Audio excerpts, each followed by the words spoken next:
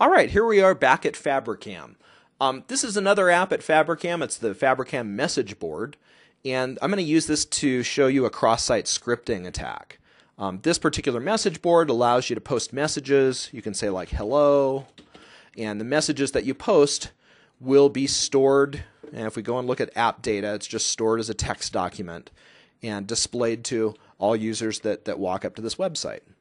Now you'll notice that Fabricam specifically said don't post HTML, but you know how that works, right? Anybody can post whatever they want. Hey, italic, script, wow, alert, wow. Let's run this. Go ahead and post this. Our script runs, right? Anybody that visits this page, if I refresh the page, the script is going to run. My italic text is going to show up. So clearly they're asking us not to post HTML, but they're not actually making sure we don't, which is dangerous. So if I can put scripts here that I author and that you run because you happen to visit this website, then it means that Fabricam is no longer in control of their own website, and it can be very dangerous, as you'll see. So let me show you an example of a more interesting exploit. Let me go ahead and post another message here. This has got some script in it, some dynamic HTML. And you'll see that when I say click me for a laugh, it uses dynamic HTML to change the look of the page. Now, this can be really, really dangerous because if I can control what the page looks like, I can basically convince a legitimate user of the site to do something maybe they wouldn't have meant to do. And we'll come back to this in a bit, and you'll see an example of this. Now, I want to fix this. And there's a couple of fixes that I'm going to apply. The most general fix, or the most general protection that you can give yourself against cross-site scripting, is to ensure that when we print messages out, I'm going to go to the View Messages page. When we print messages out, here we are, we have a repeater, we're binding to an array of messages. That array of messages is produced right here. As we bind to that, I want to make sure that data that's come from untrusted users, which is everybody out there posting to this board, is encoded so that when it goes into my HTML stream, scripts will not execute. So let's just do this. HTTP utility.html encode. We're going to take the data that we read out of the file that the user supplied, and right before we send it out to that repeater, we're going to encode it. And watch what happens now. When I go and refresh this page, my scripts no longer run. Instead of running, I'm able to see what the scripts actually are. Now, it's not terribly pretty, but it's also much less dangerous than we had before. Now, the second fix, and I mentioned this before when we were talking about SQL injection, is to filter input as it comes in. So the fix that I've added here right now is filtering output as it goes out. But I'd also like to filter input as it comes in to avoid these sorts of things in the first place. So if we go to my post message page, what I can do is, since I'm accepting text from a user, I can use a regular expression to filter this text. So let's say if regex dot isMatch, the input is the text, and the pattern, I need to supply a pattern here. I'll supply that in a second. If it doesn't match what I expect to be good input, and that's kind of an important thing, I'm going to check for what I know is good, because there's lots of stuff that could be bad. If that's the case, I'll go ahead and response.redirect. I'll just go ahead and send them to an error page. So, I don't know, what is it called? Error.aspx. And this error page takes a message equals, bad input, whatever. Okay, return. So we don't accept the input in the first place if it's bad. Now, we have to be very careful about defining a regular expression. When we do this, we're going to start at the start. We're going to end at the end. So we're going to make sure we match the whole string that's provided to us. And then in between, I'm just going to say A to Z, 0 to 9. So basically, I'm accepting alphanumeric input. Right, as much alphanumeric input as he'll supply. If you're not familiar with regular expressions, you should get familiar with them because it's a great technique to use to check user input as it's coming into your app. So if I save that and go back to my app now, and I go to post a message, recompiling the page there, if I try to post a script or anything else, I should be redirected to the error page with my message bad input. So I fixed the problem two ways.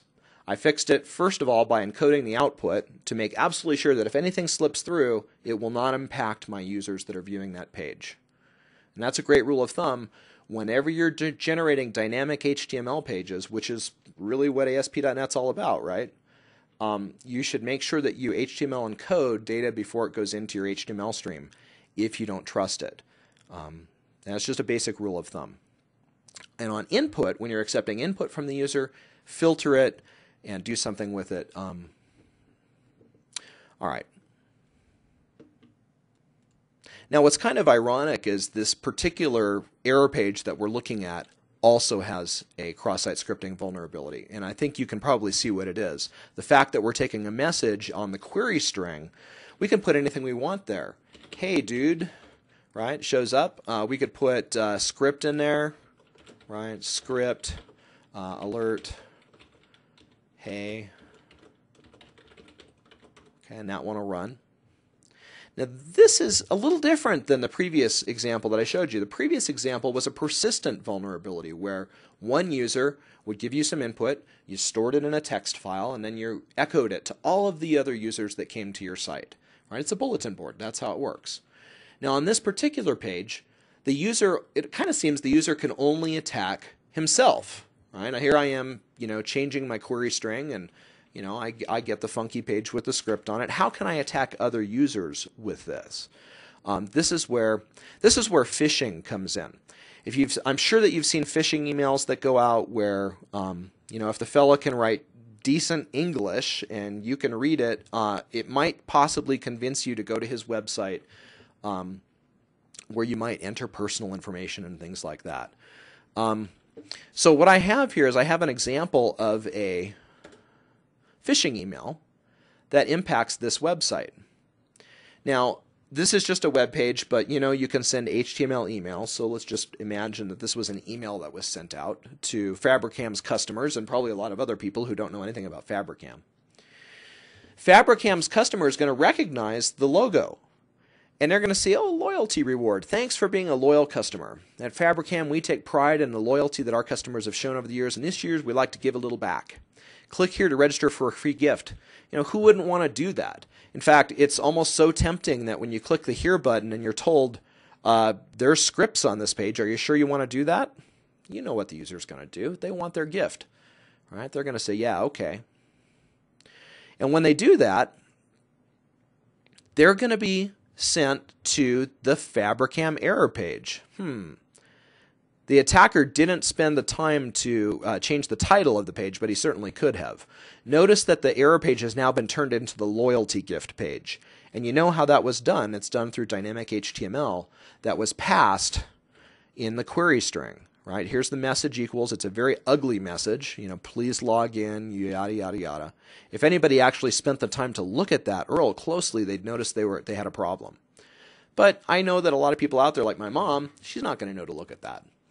So please log in. You'll be automatically registered for a free gift. So we log in as Alice, provide some password, hit login, and the script has rewired the handlers for the login and was able to collect the password. Thanks for your loyalty. We shipped you your gift, within 7 business days.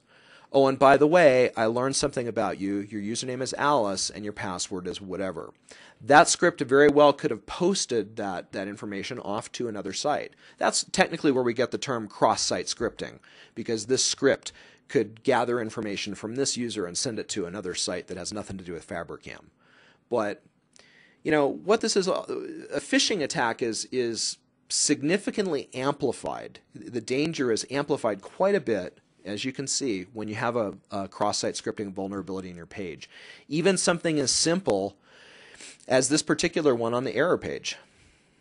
This code right here is pure evil. We're outputting unfiltered user input from the query string this time directly into our HTML stream. How do we solve the problem? You know how to solve it. HTTP utility, HTTP utility .html encode And when we refresh that phishing attack page, you'll see it's now the Fabricam error page again. And you'll notice that it's not pretty, but the scripts didn't run. When the user logs in, she'll actually log into Fabricam. The attacker won't be able to get her password, so on and so forth. So in essence, cross-site scripting is all about taking unfiltered user input and sending it into the HTML output stream to other users or even to the same user. It's a dangerous situation. Watch out for it.